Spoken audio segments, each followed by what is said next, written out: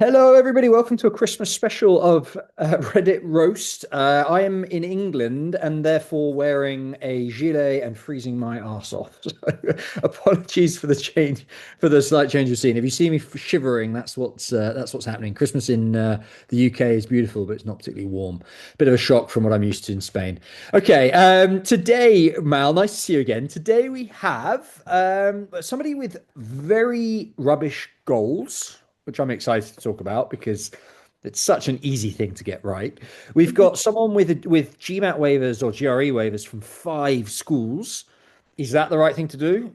We'll talk about that. We've got a government consultant, so somebody working in quite a niche industry who doesn't want to share her GMAT score, which is not a good sign, but we're going to roast her nonetheless. And we have, since it's Christmas, we have a bonus, which is somebody who's struggling with being a poor student. Again, we'll talk about talk about that. Right, should we dive into the first profile? Yes, let's go. Profile number one, worth retaking. So, some demographics there. I am a 26-year-old Hispanic male. Recently took the GMAT FE and scored a 665. Goal is to apply in round 1, 2026.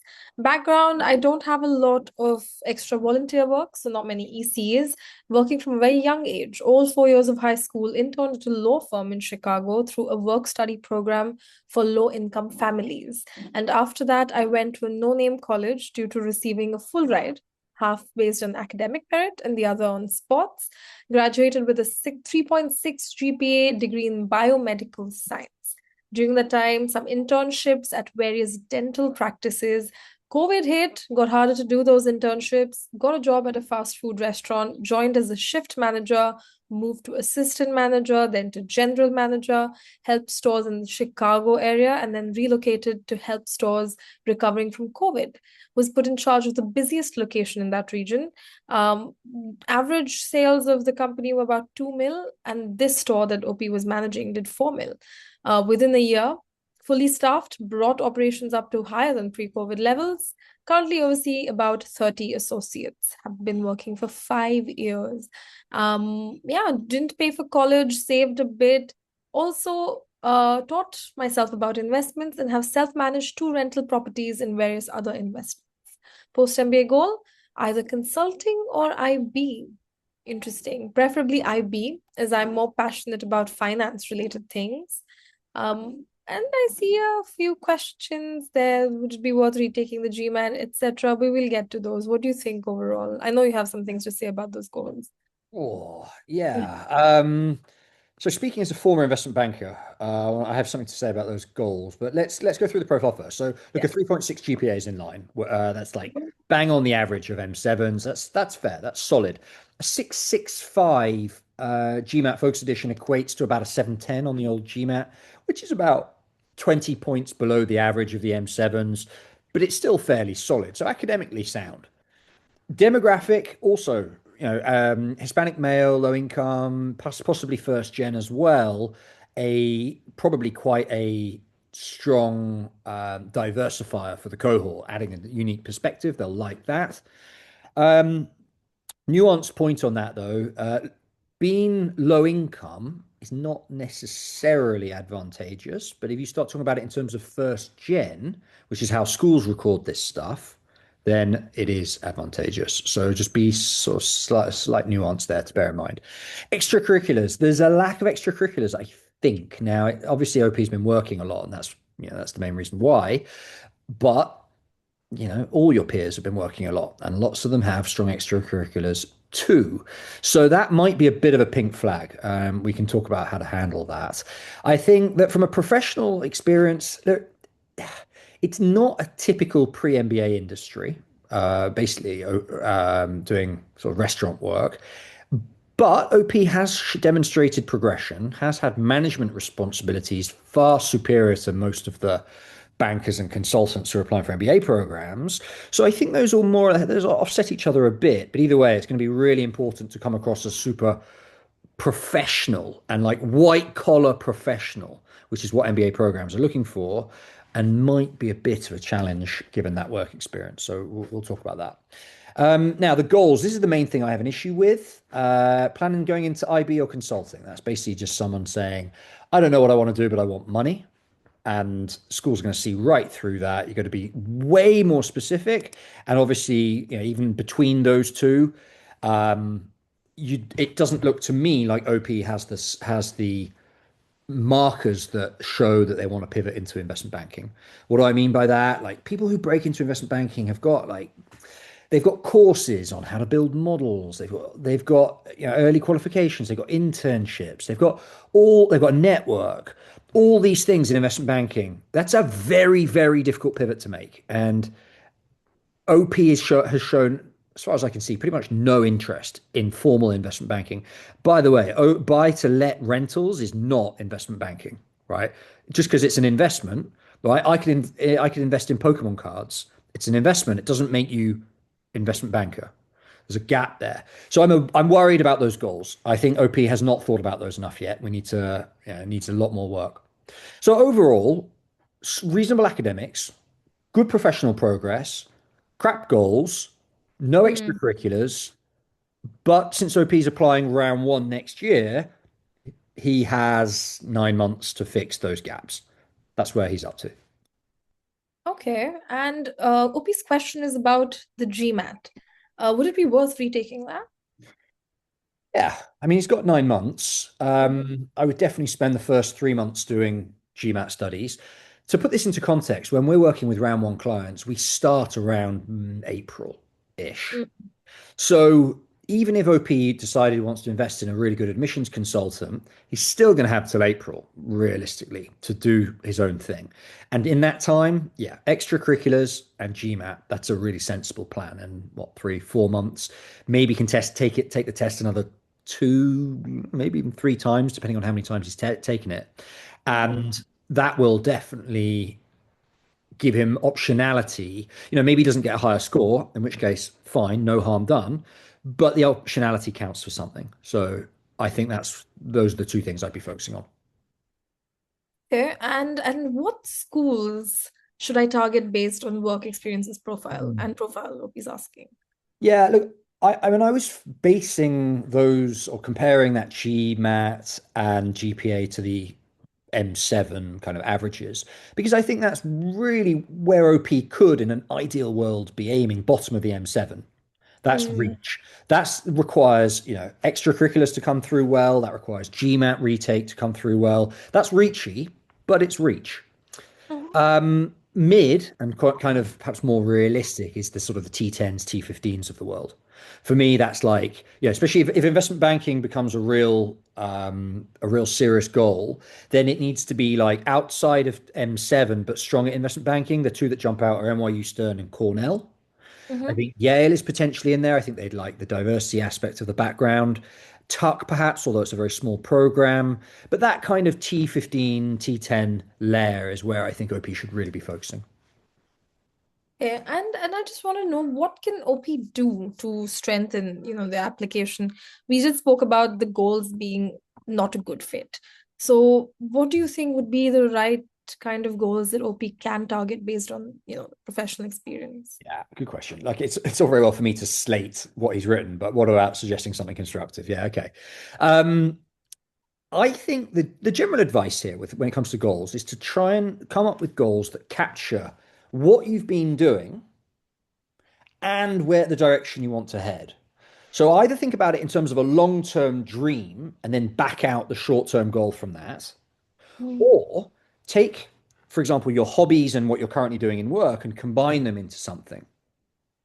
Now, I guess OP is going to look at this and say, I like investing in houses, and well, actually, I just don't know how you can justify investment banking. Like, Mm. it's a hobby, kind of, but it's not. Like, there's no overlap between building a leveraged buyout model for a oil and gas client and renting out an apartment. There's no overlap there. Those aren't the same thing. I think OP should be focusing on something that really captures that professional experience. This is quite a unique journey into the MBA, right? Going from dental practices to there was a law thing here as well, law firm to um, the general manager of the restaurant. For me, an interplay between those would be the nicest. So Mm, maybe of all of them, like my favorite was the law school, and so I want to take a law angle. Maybe it's the restaurant was the best part, and I want to focus on that. But either way, the narrative should have an element, a part of what you've already been doing in it. mm, And so, for example, with the restaurant work, you could justify a CPG narrative or even maybe a supply chain narrative that plays a big part yeah. in these Hmm. restaurants. Maybe there's a goal, a long-term goal of open your own restaurant and a short-term goal of like, I've seen what it's like on the ground. Now I want to do 5 or 6 years at a head office before setting up my own. Something along those lines, like play into the story that's already been there. You're in Hmm. this little world here and your goals are over there at the Yeah. moment. And like, it doesn't really make sense. Now, I will caveat this. Once you're on the program, if you want to apply for MBA, investment banking MBA programs, you can do that. But it's not the best pre-MBA narrative because schools Mm. will just be like, right, if we want an investment banker, we'll just choose that person over there that's already got 3 years of investment banking and wants to go back into IB. Of course, like why would they choose the restaurant manager over the investment banker when the goal is investment banking? It doesn't make Mhm. sense. Yeah. And I think that OP does have plenty of time for round one next year. So working on some of those extracurriculars would also really strengthen their app.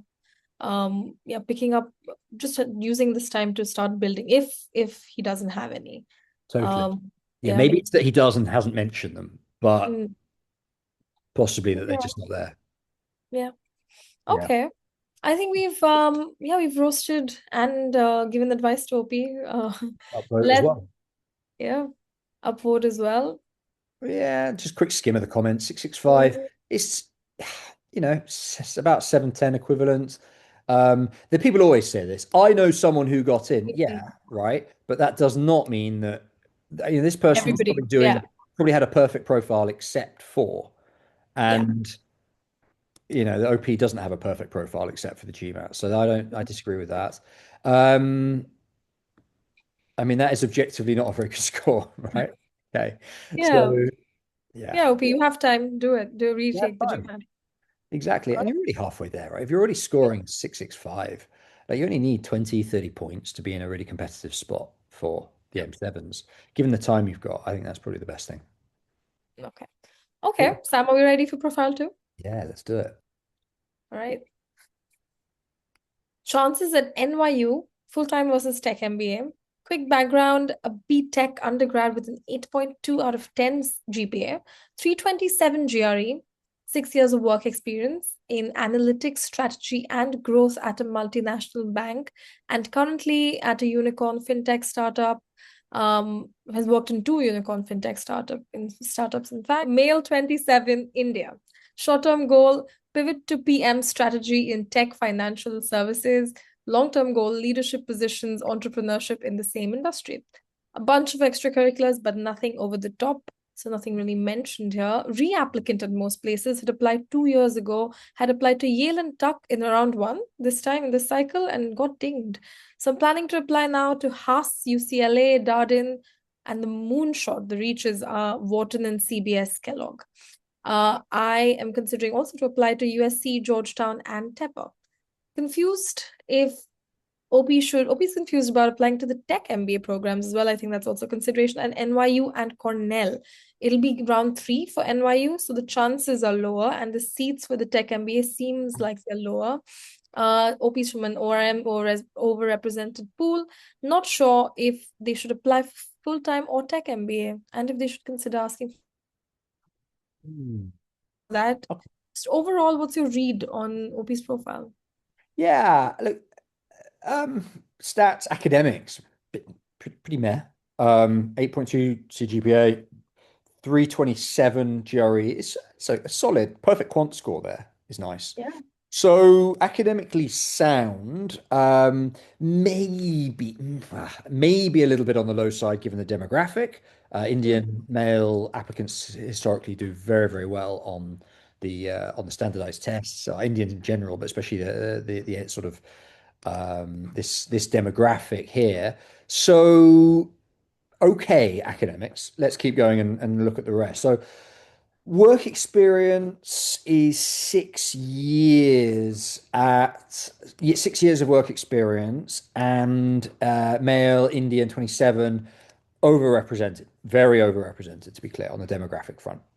Next, extracurriculars. It sounds like we don't know what they are, but it sounds like they're not particular strength either. Mm, So, um, yeah, a bunch of extracurriculars and hobbies to show, nothing over the top.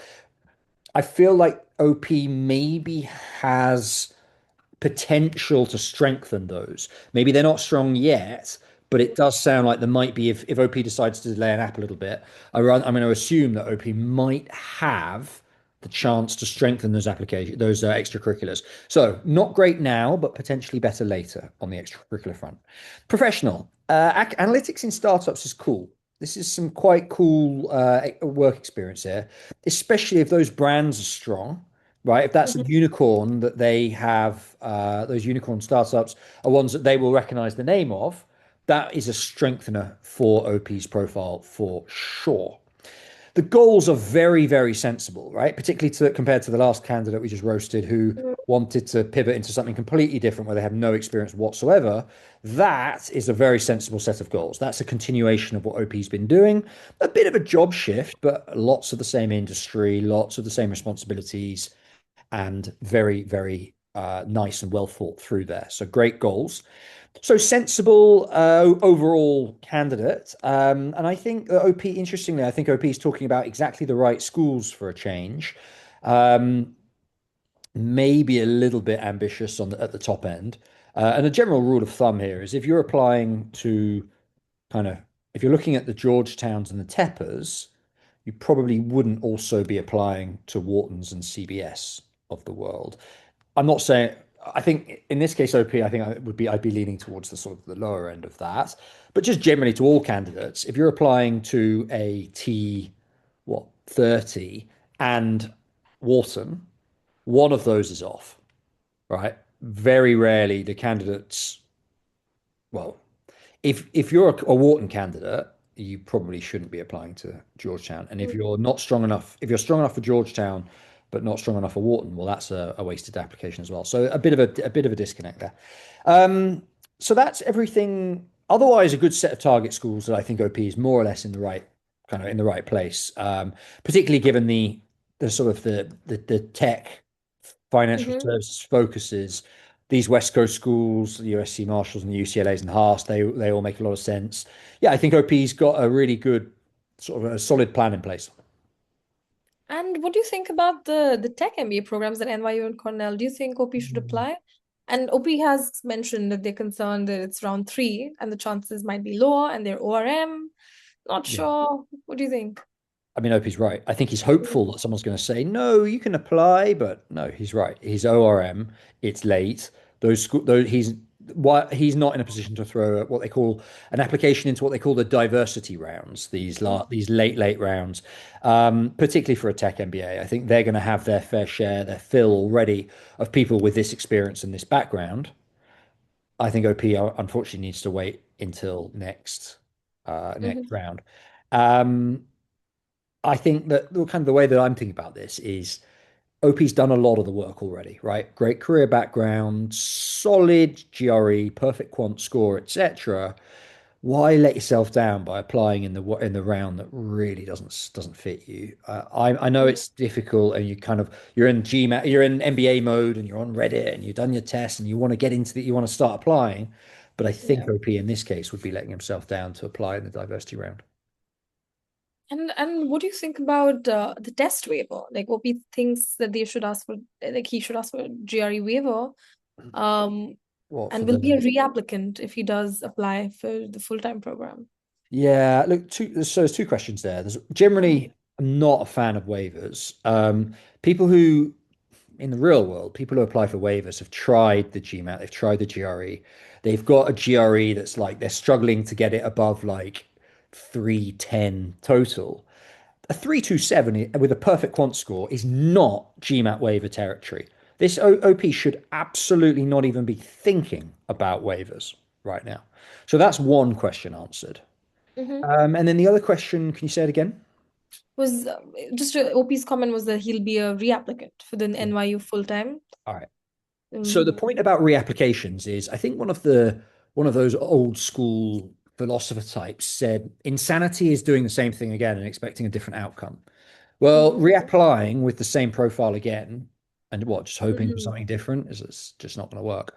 I think this sort of all plays into the same story, which is if you're going to reapply, do it with a different profile. In other words, a higher GMAT score, slightly refined goals, maybe better essays. If you're going to reapply, yeah, by all means do it. I'm saying I'm encouraging, but don't do it with exactly the same profile again because the outcome will be the same thing.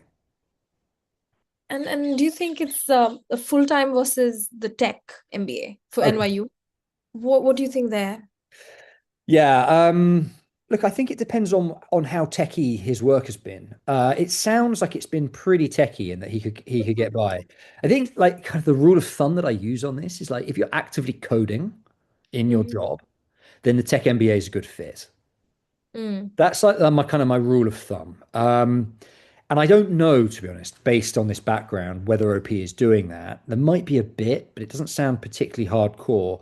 I'm probably leaning towards the full time, to be honest. I think if OP was a was an engineer and had was doing it like coding, I think we would know it from the profile. I might be wrong on that, but I'm leaning a little bit more towards the full time for that reason.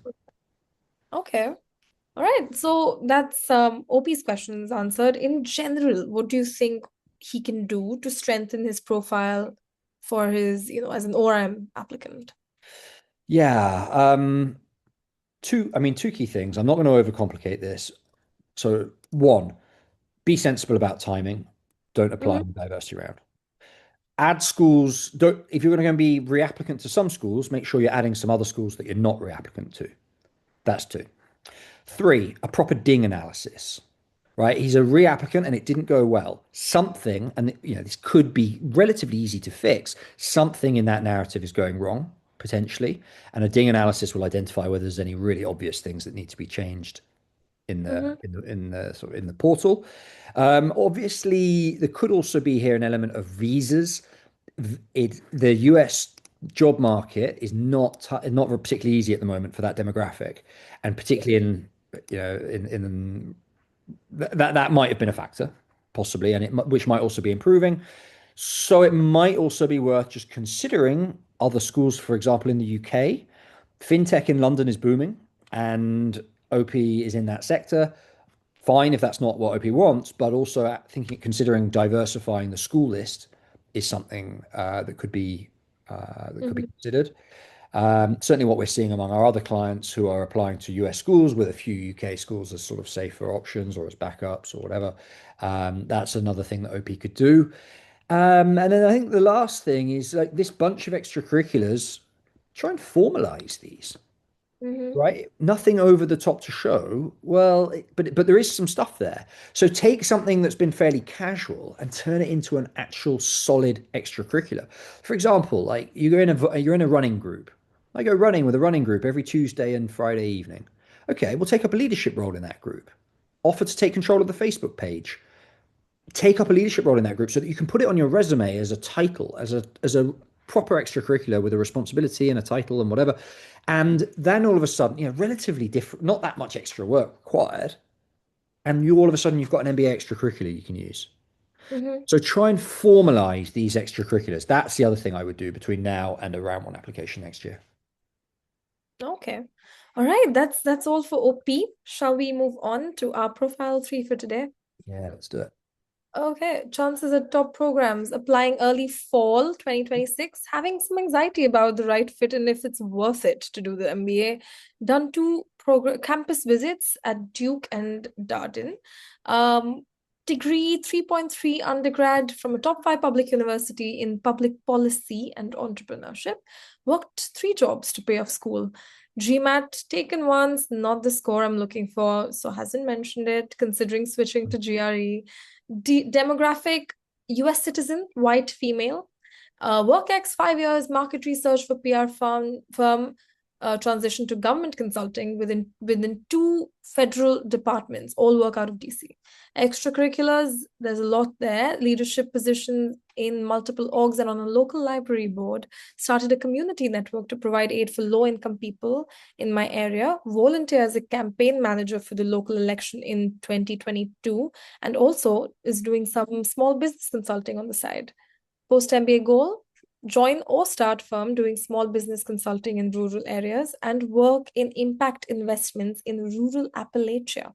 Potential app list, Duke, UVA, which is more local to where she wants to work, Booth, Harvard, Georgetown, and possibly Dartmouth. What do you think of her profile? Well, first let's upvote because they've given us some great detail. Academics, right? 3.3 is not ideal. It's not ideal. As I say, 3.6 is the average of these schools, so a little bit low. Going to need a solid GRE or GMAT, particularly if OP is worried about the financials and reliant on a scholarship, which we'll talk about a little bit more. But yeah, okay. This 3.3 is not going to keep her out, but it does need to be backed up with a strong GMAT or GRE, and we'll talk about that pivot as well. We can discuss that. Female US, yeah, great demographic. URM for US schools, especially relevant, especially for scholarships. So there's a lot of scholarships that are particularly focused on increasing the proportion of US women in MBA programs in America, and those will be all over this profile. Extracurriculars, a lot here. Leadership positions in multiple orgs. I mean, that on its own, boom, it's got more than any of the other people we've roasted today. Yeah. And the local library board, and the community aid, and the volunteer position, and the small business consulting. OP has got extracurriculars coming out of her ears. So that is excellent. Professional. Now, government consulting here. So this market research and then government consulting within two federal departments. This is, or it certainly used to be fairly niche in MBA world, but with the downsizing of US federal government that's going on recently, there is also an uptick in the number of people applying from that sector to MBA programs. So still relatively niche, but not as niche as it used to be. Still positive. Then it's not your bread and butter consultant or investment banker applicant, which is nice. In terms of goals, yes, super specific. I love this. This is absolutely glorious. So join a startup doing small business consulting in rural areas, right? That's a niche, and I feel like there's a passion there somewhere. There's a reason why OP is focusing on rural areas and rural Appalachia. I'm sorry, not even worse than you at pronouncing that. There's a reason for this. There's a passion coming that this has come from. There's a story backing this up, and I really, really like it. And I think small business consulting kind of aligns with, she's sort of been doing it a little bit already.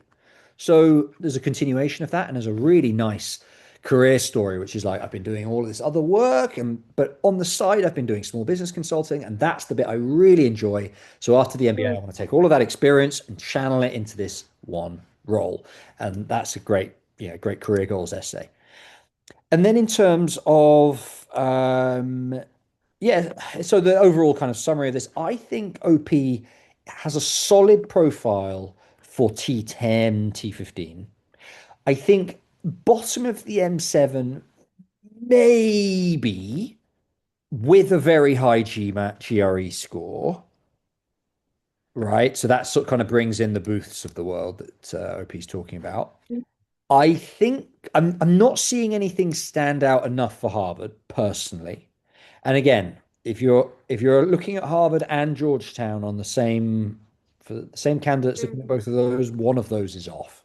And in this case, I think Harvard is off. I do think that OP is a prime scholarship candidate, as I mentioned before. So this question over is the cost going to be worth it? I think OP with a strong GMAT or GRE and a good application could quite comfortably get a 50K scholarship out of these schools, which takes some of the edge off the cost, and hopefully makes it worth the time and money. And hopefully that's kind of the answer. Is I would say that chance that top programs yes, for T15, T10. Worth the time and money, yes, if you put a good application together and you get a scholarship. Okay. And since OP is applying fall 26, she has some time. What do you think she can do in that time to strengthen her chances? Very clear answer for this. GMAT, pivot to the Mm-hmm. GRE if you have to, pivot to the executive assessment if you have to. Duke, I know Duke allow it. I can't remember Darden, possibly, but certainly focus your time now on the GMAT or GRE. You've got so many extracurriculars, you don't need to strengthen that. You've got enough work experience now. Um, it's all over. It's all about that score, and so that's it's quite in a way it's quite a nice position to be in. It's just single-minded channel focus on that score on that test. Take it 4 times if you have to. Right? Mm-hmm. Schools do not care how many times you take that test. They do not care. They want the highest overall score because it's in their interest because that's the score they have to submit to the rankings. If you take it 4 times and it's the fourth score that gets the score you need, perfect. And So what do you that's my think is a advice good on this score? for this candidate. Sorry? What do you think is a good score for OP? Yeah, look, if the GPA is a little bit below average, I'd like the GPA to be a little bit above sorry, the GMAT to be a little bit above average. So we're talking for the GMAT around 6.85, 6.95 is where I'd like it to be. And if OP makes the pivot to the GRE, I'd like high 320s, 328, 329, 330. Okay. All right. Okay. Hope that's helped you. Shall Cool. we let's see the comments a Good little bit. comment. Yeah, someone else is saying 6.75, Mhm. so 10 points below my guidance, but still same ballpark. Um, and then scholarships is also sensible advice. And yeah, sort of pretty empty comments in there. Okay, Mm. next profile. Next profile. All right, let's Now, do our it. final profile for today is an MBA applicant from South Asia applying to T15 schools. I've Mhm. received several GRE waivers, so trying to realistically assess my competitiveness. Academic background, GPA 3.44, major in marketing and finance. An IELTS score, GRE not taken. OP has waivers from Darden, Ross, Cornell, Tepper, and McDonough. Professional experience of 8.5 years in consumer and durables and consumer packaged goods. Current role as a senior brand manager at AO Smith. Previous roles, territory manager, e-commerce manager, brand manager, worked at Nestle, Daraz, GSK, Marico, AO Smith. Categories worked across foods, beauty and personal care, consumer durables. Strong exposure to consumer strategy in South Asia, cross-functional leadership as well. A bit about me. Hopi wants to mention that they're not Lots the of this program. smoothest talker, but they're a go-getter, take ownership, push for results, looking for feedback on a few things there. We'll get to those. What do you think generally about this profile? Yeah, okay. I appreciate the honesty. This is cool.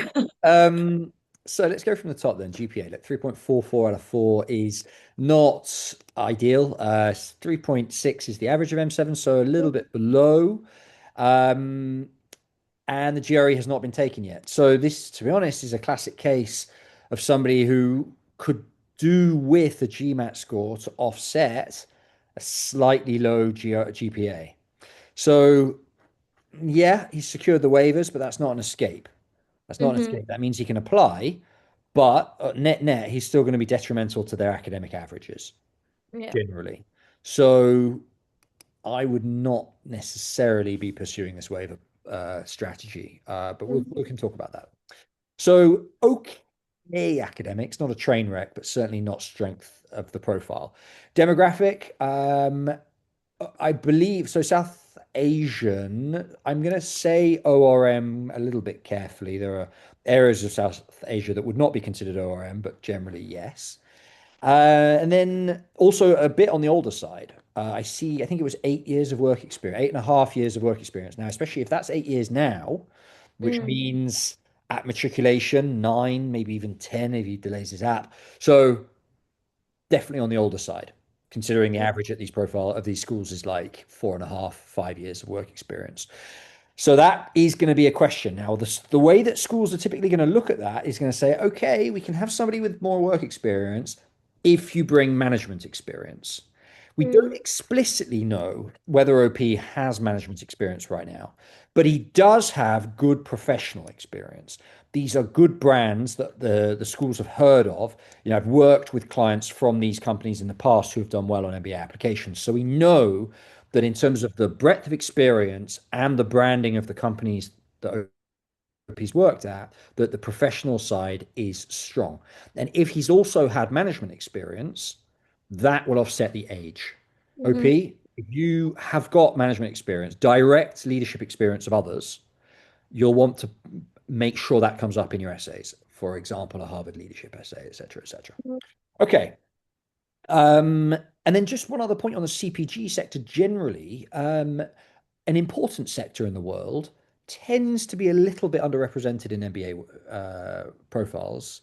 Um, in other words, you can get into, like, so I've seen CPG applicants get in with slightly lower scores than consultants and investment bankers, for example. So, good professional side. Mhm. Goals. Yeah, look, this is nice. So OP's talking I think about they're in the comments, the they're in the goals. comments, right? Mm, yeah, Here. yeah. Short-term goal post MBA is to join a a global CPG company. That makes perfect sense for a CPG applicant who's had this great progression to stay in the sector and move to the next level up after the MBA with a bit of leadership experience from the MBA, broadening experience from the MBA. That's a really good short-term goal. And then the long-term goal, a little bit less interested in this like transition to management consulting, really. Like I'm not an expert on this. I never worked in a management consultancy, but I believe that they tend to, you get beasted in a management consultancy from a young age, and they tend to want to train and forge people coming up through the ranks to go in to learn how to be a consultant aged 40 seems unlikely. Possible, but seems unlikely to me. So I'm not sure how I feel about those long-term goals.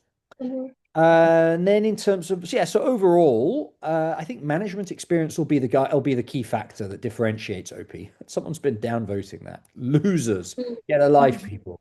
Upvote that. So I think the key thing here is the management experience will be the key differentiator given OP's mhm, age. If OP has no management experience after 8.5 years, that's going to be a pink flag for the management mhm. for the admissions office. Okay, and overall, what do you think OP's competitiveness is at T15 schools? Yeah, T15's okay. I see Mhm, T15's okay. I think this kind of where he's got secured the waivers from, I wouldn't mhm, be surprised if he gets an offer from one of these. If mhm, OP wants to shoot slightly higher, and I think he could, then the GMAT or GRE will be required, and a strong one at that. It would need to be a little bit above their average to offset this GPA.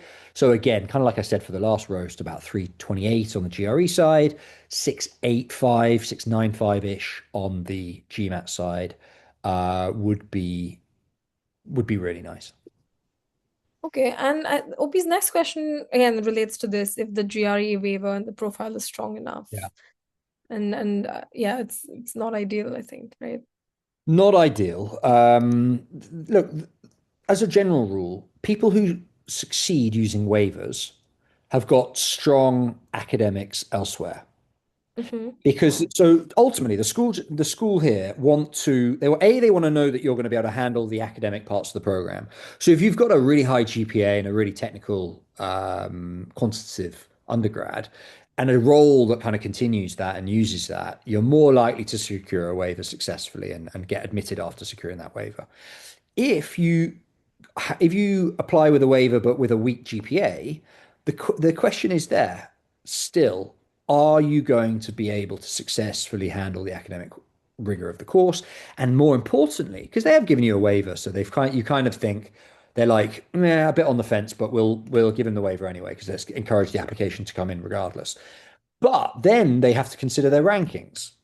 So they've got two candidates. One of them has a 3.44 GPA and a high GMAT. The other one has a 3.44 GPA and a waiver. Hmm. The one with the high GMAT is going to be more positive for their stats.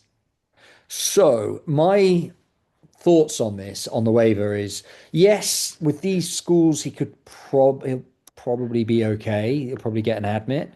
but probably not a scholarship. With a Hmm. high GMAT, I think you could aim a little bit higher than these schools and maybe even be in a position to negotiate scholarships as well. Okay. And are there any red flags that you see in this profile that OP should address?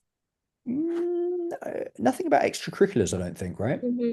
Yeah, no, I didn't So see any. that's the big one. Um, I understand that with these kind of work trajectory, OP's probably just been focusing on work, and I get that. But there's going to be people who are working in CPG who also have extracurriculars. A Hmm. client I worked with in round one was a CPG client, got into Wharton, not dissimilar professional journey to this, particularly these brands. Some of these she even worked at, but had extracurriculars that were like board seats at NGO kind of level. Hmm. And that's what it took for Wharton. That's what it takes to get to Wharton. Um, So for me, the key gap is the extracurriculars. I think that's really the pink flag that needs to be addressed. And again, don't start something from scratch. Better to formalize something you've already been doing casually. As I said in the roast earlier today, it's much less effort to just take something you're already doing and turn it into a thing, give yourself a title for it, than to start something new from scratch for the sake of your MBA applications. mhm. Okay. And I think OP's final question is OP's asking suggestions to strengthen interviews and the final application. Yeah, the only other thing that I'm missing that I'm not seeing here is this. I don't see a I see a bit of character, right? This is Hmm. this is interesting, but I don't Yeah. see a meaningful kind of mission yet. And it's okay. It's only a roast. It's not. It's we don't have to see that yet necessarily. But what OP needs to have as a CPG applicant to put together a strong profile, strong application, is some sort of common thread that's guiding them in their career.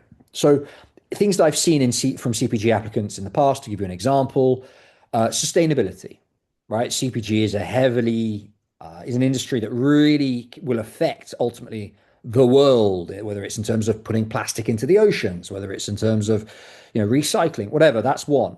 Another one could be nutrition. Hmm. Again, CPG, the food side of CPG is heavily involved in making us fat. And so maybe there's a nutrition angle here. Biodiversity is another one. That overall kind of passion side is the only other thing that I can think of that will be really beneficial for OP to come across compellingly. That golden thread that ties together all of these goals and the work experience that OP's been doing. I'm not seeing that yet, and I'd encourage OP to think hard about that and try and weave that into the application as well. Okay. All right. That's all of our profiles today, Sam. Should Okay. we do a bonus question really quick? Yeah, let's do it. Not so much of a question, but more of a lament, I would A say. rant. A rant, a Christmas rant. I love MBA, but I hate being broke during the holidays. So OP says that they can handle a drop off in personal quality of life going from, six figures to nothing. And I'm being financially responsible and taking out the bare minimum of loans, even if I get a little FOMO, but it really, really sucks at this time, especially during Christmas. I hate not being able to give my friends and family gifts, especially my nephews. I was lucky, I was better off financially than my loved ones, and I made it a point to give back generously. It was also important to give to charitable causes during the holidays, but I simply can't afford it. And a lot of OP's self-worth seems like it's wrapped up in being a high earner with a tough job. First world problems, but OP wanted to vent. What's your take on this? It's funny, so many MBAs have this transition. You go from earning good money almost by definition pre-MBA to cut to going to zero. Um, I would I would say that yeah, you are as you come out of the MBA in the holidays, you are poorer, so to speak, than your peers who have in the short term, you are poorer than your peers who have continued in their jobs and are still getting that steady paycheck, etc. And that everybody feels that, and it kind of sucks in a way. But in you at the same time, you keep in your mind that you're investing in your own future, and I think most MBAs kind of get over it eventually. And then the other thing that helped me get over it was realizing that yeah, maybe I was poor compared to my friends who were still working, but compared to the other students at university, MBA Mm, students are minted, absolutely minted. So, there are masters and PhD students who have gone, some master's students who have continued from undergrad. Now doing their masters, never had a job, absolutely scraping the bottom of the barrel for their student loans. And then a bunch of MBAs come in and it's, at the bar buying drinks and stuff. And like, yes, you're poor compared to your friends from outside of the MBA, but think about this other students within the university. Actually, MBAs are quite well off in that kind of environment. So there's a slight shift there, which is always quite interesting. And then, yeah, to be a bit boring, like this is generally transferable advice, is it's a time of your life when you need to be budgeting. It's a time Mm-hmm. of your life where you need to be you're taking out loans, you've got fixed costs, you've got variable costs, you've got all the opportunities that MBA offers to go on travel on these stupid trips and whatever. It's a time to be budgeting. And Mm-hmm. I think if OP does that, I think, and then generally when MBA applicants do that, I think the peace of mind that comes with it is, yeah, it is beneficial. I don't think there's no kind of answer. There's no one line answer to this, but I would say that if OP is is when you do an MBA, if you make a budget, if you set yourself some plans, some target, paid internship helps a lot as well, right? Because there's 2 months of the year where you can earn a decent salary as an MBA intern. That, I mean, that could bring 20, 30K in. And then, that helps a lot. So basically, budgeting it out gives you the peace of mind. And I think it is a mistake I've seen some MBAs make, is not budgeting and coming out with, a ton of debt, not really any career plan, and and being really, really very stressed. And yeah, I hope that doesn't happen here. So a little bit of a rant on my side as well. Nothing particularly. I haven't got a magic bullet to make OP feel better, but yeah, interesting, Yeah. interesting. Should we go through some of those comments? Yeah, go on. Which are the good ones? Well, the money This is person eventually gonna regrets come. it. Yeah. Mm-hmm. That's interesting. This person regrets it. So yeah, there's a balance between budgeting and really making the most of your MBA. And they I say that you don't need to go wild, but don't avoid, MBA experiences just because you're being stingy. Like, do it, do all of it. Yeah, the other advice is to be a trust fund kid. Yeah, be born a trust fund kid. Okay, thanks. Good advice. Yeah. Yeah, Internship, that's internship my is good. point. Yeah, yeah, Get an internship lined up in your summer. That will take a paid internship in the summer will take a lot of the pressure off. yeah. And they say that, traveling you can do later. You don't have to travel during your MBA. It's true. Also good Mm. advice. But you can't travel necessarily with your MBA friends Mm. after an MBA. Maybe, but maybe not. And certainly some of the opportunities to come up when you're traveling to like meet companies and people in Mhm. in a trip.